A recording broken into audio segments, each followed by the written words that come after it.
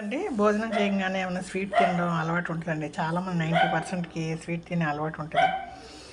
కొంతమందికి ఏమన్నా తినాలి, అన్నం తిన్నాక ఏమన్నా నోట్లో ఏమైనా నవలాలి అనిపిస్తూ ఉంటుంది. చాలామందికి మా చిన్నమ్మాయికి స్వీట్ కోసం ఎత్తుక్కుంటూ ఉంటుంది. మొన్న ఒక పావుసేరు మినపప్పు వేయించి బెల్లం వేసి సున్నుండలాగా చుట్టాను కదండి. ఒక 20-25 వచ్చినాయి. తను ఆఫీస్ నుంచి రాగానే ఏమైనా తిని ఒకటి మళ్ళీ ఎక్కువ కూడా ఒకటి తింటుంది. సరే మా పెద్దమ్మాయి వాళ్ళు వచ్చారు. వాళ్ళు కూడా ఏదో ఒకటి అలా తిన్నారు, కానీ అలా ఉన్నాయి. సరే వాళ్ళు వెళ్ళిపోతుంటే నైటు వాళ్ళు దిగబడతాకి వెళ్ళినప్పుడు ఆ బాక్స్ అలాగే తీసుకెళ్ళి ఇచ్చేసాను. ఇవాళ ఆఫీస్ నుంచి వచ్చి అన్నం తిని సున్నుండలు లేవా, ఒకటి కూడా లేదా, అన్నీ ఇచ్చేసావా మా అమ్మాయి పాపం.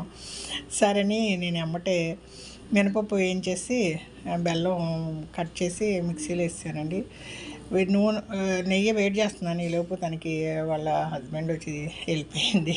సరే అండి, డబ్బాలో పెట్టి మా వారికి ఇచ్చి అటు వెళ్ళినప్పుడు ఇచ్చి రామందాం దగ్గరలోనే అని చుట్టానండి. ఎంతండి, ఒక పాతికొచ్చి ఉంటాయండి. నేను ఆ చుట్టేటప్పుడు బెల్లం సరిపోయిందా లేదా అని నేను 1-2 తిన్నాను. చాలా బాగా కుదిరింది. నేను ఎక్కువ క్యాన్లు ఏం చేయనండి. జస్ట్ ఏదో పావుసేరుపప్పు, ఆ మినపప్పు సున్నెంతో అంత బెల్లం తరుగు తీసుకుంటా అండి. చక్కగా మిక్సీలో వేసి పట్టేసాను.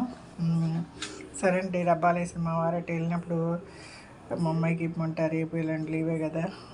పిల్లలు ఏమన్నా అడగంగానే అది లేదు అయిపోయింది అని అంటే నాకు మనసు కష్టమైపోయిందండి. గుడికి వెళ్దామని బయలుదేరి కూడా ఆగిపోయి మినపప్పు వేయించేసి మిక్సీ పడతా కూర్చున్నా. ఈలోపు పట్టింది వేస్ట్. సరే అలాగే గుడి టైం కూడా అయిపోయిందని ఇల్లు చదువుతా కూర్చున్నానండి. ఏ మూల చూసినా కుప్పలు, పిల్లలు వచ్చి వెళ్ళారు కదండి. ఎక్కడ వస్తువులు అక్కడ లేవు. పిల్లల ఆట వస్తువులు, బట్టలు ఏవేవో చదువుతా కూర్చున్నా. ఇలాగే 10 అయిపోయింది. ఏదో అండి, తను అడగంగానే ఇస్తే బాగుండేది. ఏదో 1-2 ఉంచి ఇస్తామండి. ఎన్ని లేదు, కొంచెమే.